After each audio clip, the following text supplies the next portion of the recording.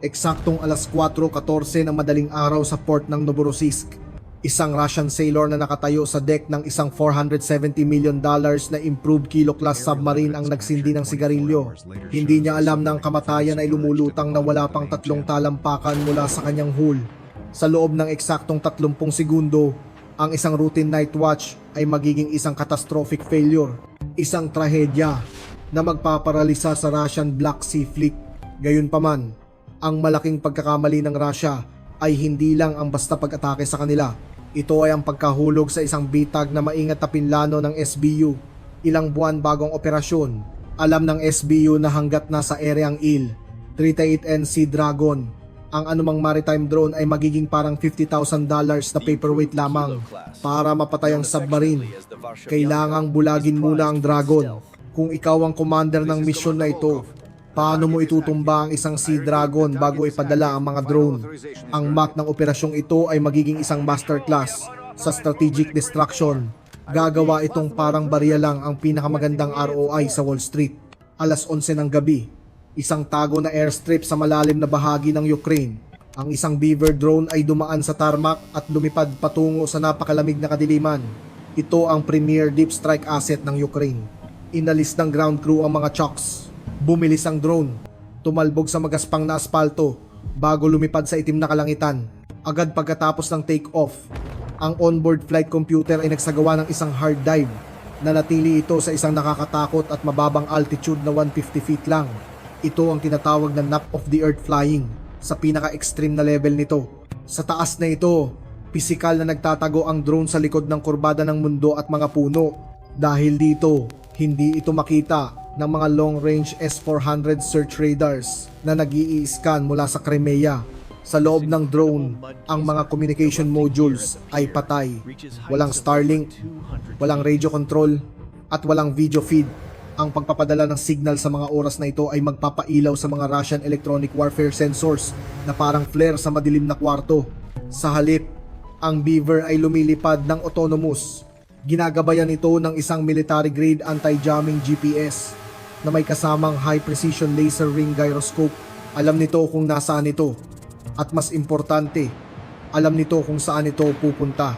Sa loob ng 3 oras, binagtas ng drone ang nagyayelong hangin habang nilalampasan ng mga Russian air defense zones. Sinusundan nito ang mga waypoints ng may mathematical perfection. Itinatama nito ang paglihis sa hangin bawat millisecond habang tinatawid nito ang huling perimeter ng Yeysk Air Base. Nanatiling tahimik ang Russian airwaves. Walang mga sirena, walang mga frantic radio calls. Dumating na ang modified Beaver sa party at hindi man lang tumingala ang bouncer. Ang bitag ay nailatag ng perpekto. Alas 1:47 ng madaling araw, 3 milya mula sa dulo ng runway. Ang Beaver drone ay napilitang gumawa ng kaunting altitude correction para lampasan ang mga power cables. Umakyat ito sa 200 feet. Ang dagdag na 50 feet na taas na iyon ay isang paglabag sa batas ng survival. Sa gilid ng tarmac, ang umiikot na search radar ng isang Pansir S-1 air defense system ay nakakita ng isang flicker. Kadalasan, ang composite body ng Beaver ay hindi tinatablan ng radio waves. Ngunit sa ganitong kalapit na distansya, ang umiikot na wooden propeller nito ay lumilikha ng isang specific micro-Doppler return. Agad itong nakilala ng Russian software. Ang radar screen sa command vehicle ay nagbago mula sa passive green tungo sa isang violent strobing red. Nagising ang Russian base sa isang mechanical na hiyaw. Ang mga klaxon air raid sirens ay nagsimulang umungal sa gitna ng katahimikan ng airfield. Ang Pansir S-1 vehicle ay kumilos ng mas mabilis kaysa sa sinumang tao. Umiikot ang hydraulic turret nito ng 90 degrees sa loob ng wala pang 1 segundo. Itinutok nito ang kanyang dual 30mm cannons at 12 missile tubes sa paparating na kadiliman. Ang alerto ay agad na kumalat sa buong secure military network. 300 kilometro ang layo sa Novorossiysk. Tumunog ang red phone sa Harbor Command Center. Ang antok na garrison ay biglang naging condition red. Bumukas ang mga searchlights at nirekisa ang madilim na dagat. Ang mga makina ng mga Raptor patrol boats ay umugong. Pinuno ng ingay ng mga makina ang paligid habang binubulabog ang tubig. Ang mga shore-based sonar operators ay itinaas ang kanilang gain knob sa maximum setting. Pinuno nila ng enerhiya ang underwater acoustic channel. Para sa mga Russian, Mukhang isang desperadong amateur attempt ito ng Ukraine para lang makakuha ng PR victory. Naniniwala sila na nanalo na sila. Inalis ng Panzer operator ang safety cover ng missile launch button. Ang fire control radar ay nakakuha na ng isang solid at continuous lock tone. Para sa buong mundo, mukhang ang plano ng Ukraine ay nabisto na ng tuluyan. Wala na ang element of surprise. Ang drone ay malapit nang maging abo at ang mga depensa sa harbor ay gising na. Mukha itong isang sakuna, ngunit narito ang genius detail na halos lahat ay nakakaligtaan. Eksaktong pagpindot ng Panzer operator sa trigger, ang Beaver drone ay hindi bumulusok sa lupa. Hindi nito sinubukang bumangga sa mga pader ng hangar. Sa halip, napanatili nito ang altitude habang lumilipad ng eksaktong 5 feet sa itaas ng nakaparadang Il-38N Sea Dragon. Ipinadala ng SBU operator ang command code. Ang warhead sa loob ng Beaver ay gumagana na parang claymore mine na nakatutok sa lupa. Ito ay isang directional air burst charge. Dito na pumasok ang physics ng may nakakatakot na presisyon. Bumukas ang detonation casing at nagpakawala ng 2,000 preformed tungsten cubes. Ang Panzer missile ay lumunsad isang split second ang huli. Tinamaan ito ang drone at ginawang fireball. Ngunit multo na lang ang nilalabanan ng Russian defense. Ang payload ay naipadala na. Sa lupa, ang eksena ay isang surgical violence. Ang ulan ng tungsten ay sumira sa itaas na bahagi ng Il-38N. Ang mga piraso ay bumaon sa maselang fiberglass mushroom radome sa likod ng eroplano. Agad nitong winasak ang Novella P-38 anti-submarine sensor suite. Sa loob, nagpatuloy ang pagbaba ng mga fragment. Hinihiwa ang aluminum fuselage. Pinutol nito ang mga hydraulic lines at ginawang abo ang cockpit avionics. Ang Russian pilot na tumatakbo patungo sa kanyang eroplano ay napatigil. Nanood siya sa takot habang ang fuel ay nagsisimulang tumagas mula sa butas-butas na mga pakpak. Hindi pinasabog ang eroplano. Ito ay binitay. Sa loob ng 5 segundo, nabulag ng Ukraine ang Russian Black Sea Fleet. Ang $24 million na Eye in the Sky ay opisyal ng patay. Nagdiwang ang Panzer crew sa pag-aakalang nakatama sila. Hindi nila alam na ang prinotektahan nila ay isa ng bangkay. Ang airspace sa itaas ng Black Sea ay bukas na ngayon at ang tanging humaharang sa pagitan ng harbor at ng mga underwater assassins ay wala na.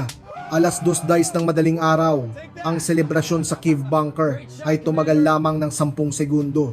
Ang pagkawasak ng Il-38N ay isang tactical victory. Ngunit nagdulot ito ng isang strategic nightmare dahil bulag na ang kanilang mata sa langit na pagtanto ng Russian command sa Novorossiysk na sila ay vulnerable. Hindi lang itinaas ng base commander ang alert level. Gumamit siya ng scorched earth tactics. Isilang harbor. Ang sigaw niya sa secure line. Sa bukana ng harbor, ang mga tugboats ay nagsimulang magtulak ng mga lumang kalawanging barge sa main shipping channel. Binuksan nila ang mga seacocks at pinalubog ang mga ito para gumawa ng pisikal na pader ng bakal sa pasukan. Kasabay nito, ang acoustic environment sa ilalim ng tubig ay nagbago mula sa isang tahimik na library tungo sa isang heavy metal concert. Ang bawat shore-based sonar array ay itinaas sa maximum active power. Hindi na sila nakikinig. Sumisigaw na sila. Ang mga high-frequency pings ay pumuno sa tubig. Tumatalbog sa bawat bato, isda at hul sa baybayin. Sa ibabaw, ito ay isang kaguluhan. Ang mga Raptor patrol boats ay gumagawa ng mga agresibong figure 8. Ang mga crew nito ay nagtatapon ng mga random stun grenades sa tubig. Layunin nitong sirain ang mga hull ng anumang paparating na divers o drones. Ang mga sailors ay nakapila sa mga pier dala ang kanilang thermal scopes at iglaman pads. Binabantayan nila ang madilim na alon para sa kahit anong galaw. Ang Sea Baby drone ay papasok pa lang sa outer perimeter. Sa Kiev, namutla ang mukha ng drone operator. Ang telemetry screen ay nagpapakita ng acoustic interference na lampas na sa charts. Ang harbor ay naging isang sensory kill box. Hindi tayo makakapasok, sabi ng mission commander sa isang boses na puno ng kaba. Masyadong mataas ang sonar density. Kung paiikutin natin ang motor kahit sa 10% na lakas lang, maririnig nila agad ang cavitation. Tinitigan ng operator ang kanyang mga kamay. Nanginginig ang mga ito. Ilang buwan na pagpaplano, milyon-milyong dolyar sa development, at ang pagkawasak ng Il-38N. Ang lahat ng ito ay nakasalalay sa isang manipis na sinulid. Ang drone ay nasa layong 2 milya at ang pinto ay pasara na. Mayroon silang isang pagkakataon at ang tsansa ay naging suicidal na. Alas 2:35 ng madaling araw, ang mga Russian ay naghahanap ng away. Nag-i-scan sila para sa mga high-speed propellers, ugong ng electric motor at cavitation ng mga makina. Kaya nagpasya ang operator ng Ukraine na huwag silang bigyan ng laban. Binigyan niya sila ng katahimikan. Ang ugong ng kanilang mga electric motors ay namatay. Ang mga active guidance systems ay pumasok sa sleep mode. Para sa anumang electronic sensor, epektibo silang nawala sa mundo. Ito ang genius ng planong ito. Ginawa ng mga Russia ng harbor na isang magulong sopas ng active sonar noise. Gumawa sila ng isang nakakabinging background roar. Sa pagsubok nilang marinig ang lahat, naging imposible para sa kanila na marinig ang pinakatahimik na bagay. Ang mga drone ay nagdrift na lamang. Hindi na sila mga barkong pandigma. Sila ay naging parang mga troso na tumitimbang ng 1,000 libra. P6 na ang naging piloto. Ang natural na tidal current ng Black Sea ay dumadaloy papasok sa harbor sa bilis na 2 knots. Sinakyan ng mga drone ng invisible conveyor belt na ito. Mabagal silang nagdrift, lumulutang sa madilim na tubig. Sumasabay sila sa bilis ng nakapaligid na likido. Nag-float sila mismo sa harap ng mga natatarantang patrol boats. Ang mga sonar operators na nabulag sa gulo ng sarili nilang panik ay inakala na ang mga mabagal na kontak ay mga basura lang o patay na isda. Ang mga drone ay lumapit sa mga steel boom nets. Ang mga harang na ito ay idinisenyo para humuli ng surface torpedoes. Ngunit mayroon itong siwang malapit sa maputik na seabed para sa daloy ng tubig. Ang mga drone ay nakabalas para maging neutral ang buoyancy. Ilang pulgada lang mula sa ilalim. Dulas sila sa ilalim ng mabigat na steel mesh na parang usok sa ilalim ng pinto. Sa loob ng harbor, kalmado ang tubig. Ang malaking itim na hugis ng kilo-class submarine ay humaharang sa mahinang liwanag mula sa ibabaw. Isa itong natutulog na monster na hindi alam na ang mga parasites ay nakadikit na sa kanya. Sa Kyiv, ang kwarto ay sobrang tahimik. Ang telemetry screen ay nagpapakita ng distansya sa target na unti-unting lumiliit. 100 feet, 80 feet, 50 feet. Nakikita ng operator ang 7-bladed propeller ng submarine sa pamamagitan ng low-light camera ng drone. Napakalaki nito, walang galaw at lantad na lantad. Ang kanyang daliri ay nakapatong na sa trigger. Naroon na ang target. Puno na ang screen. Mayroon siyang dalawang pagpipilian para sa kill shot. Option A, tamaan ang stern, sirain ang propeller, ang rudder, at ang shaft seals. Lulubog ang sub, pero maaaring manatiling buo ang hull. Option B, tamaan ang gitna ng barko. Targetin ang mga forward tubes na puno ng caliber cruise missiles. May panganib ito ng mas maliit na initial explosion, pero kung mapapasabog ng warhead ang mga Russian missiles, buburahin ng secondary blast ang buong pier. Kung ikaw ang operator na humahawak sa joystick na iyon, aling pwesto ang pipiliin mo? Ang sigurado pero disable lang? O ang high risk pero total annihilation? Ipaalam mo sa akin ang iyong pinili sa comments sa ibaba. Dahil ang sumunod na nangyari ay hindi lang nagpalubog ng barko, nyanig nito ang Kremlin.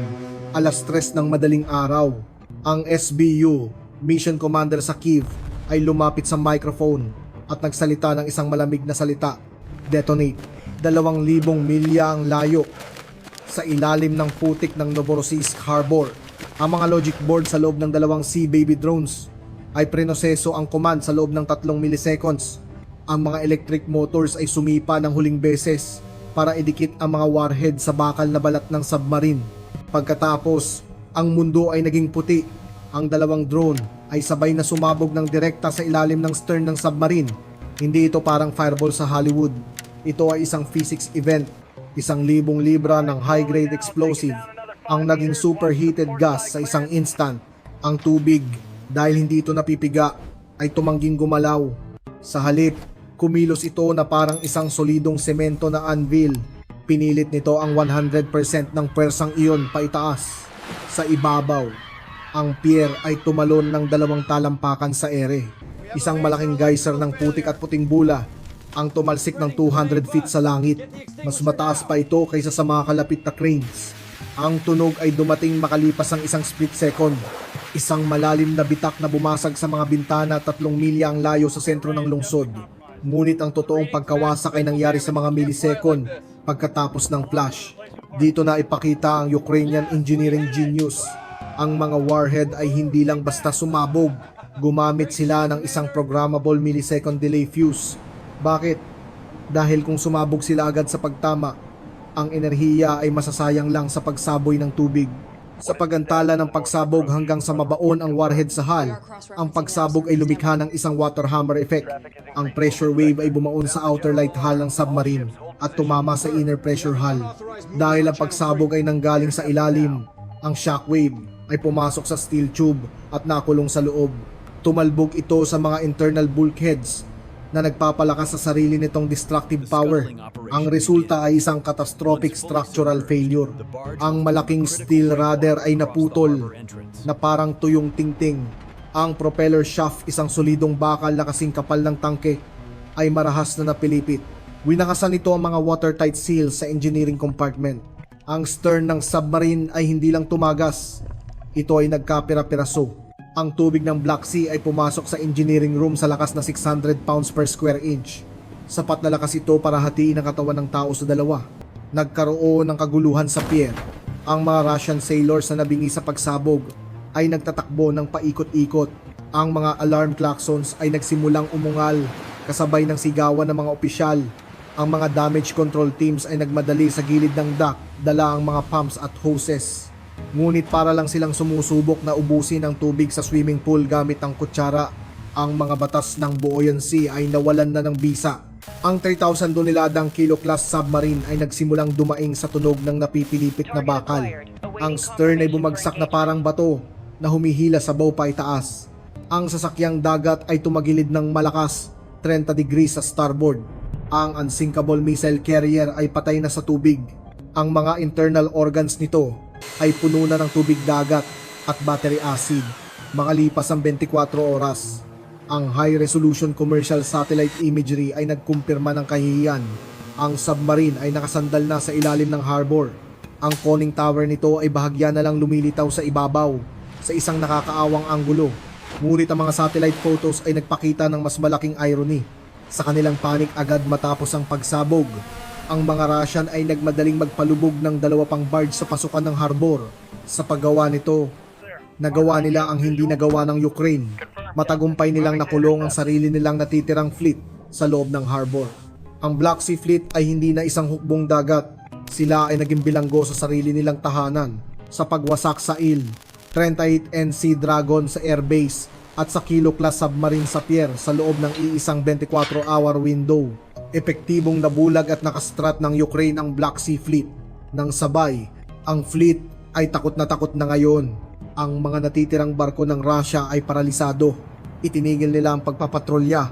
Ang mga logistic ships ay tumangging pumasok sa harbor dahil sa takot sa mga invisible mines o drones. Sa sumunod na 96 na oras, ang buong supply chain ng Black Sea Fleet ay ganap na nag-freeze. Sa front lines, ang epekto ay agad-agad. Ang mga artillery batteries na umaasa sa naval supply lines ay nagsimulang magtipid ng shells. Sinamantala ng Ukrainian forces ang momentum at sumulong, habang ang Russian rearguard ay abala sa paghabol sa mga multo sa sarili nilang harbors. Ngunit ang pinakamalalang pinsala ay psychological. Ang mga Russian commanders ay hindi na nagpaplano ng mga offensive. Nilalabanan na nila ang sarili nilang paranoia. Ang bawat alon sa tubig ay mukhang sea baby para sa kanila. Ang bawat ibon sa radar ay mukhang beaver. Mas maikli na ang kanilang mga meetings, mas kaunti ang tulog, at gumagastos sila ng milyon-milyon para sa mga depensa na malinaw na hindi gumagana. Ang takot sa invisible drone ay naging isang sandata na mas malakas pa kaysa sa pampasabog mismo. Ngayon, kontento ka na ba sa antas ng pagkawasak na ito? I-click ang like button kung sinusuportahan mo ang underdog na nagbabago ng mga panuntunan sa digmaan. At may tanong ako para sa inyong mga tech geeks. Aling bahagi ng engineering ang mas humanga sa inyo? Ang airburst drone na bumasag sa eroplano o ang tahimik na underwater assassin na nag-drift papasok sa harbor? I-type ang IR o water sa comment sa ibaba. Siguraduhin nakasubscribe ka para hindi mo mamimiss ang susunod na deep dive. Glory to the heroes! Hanggang sa susunod na breakdown.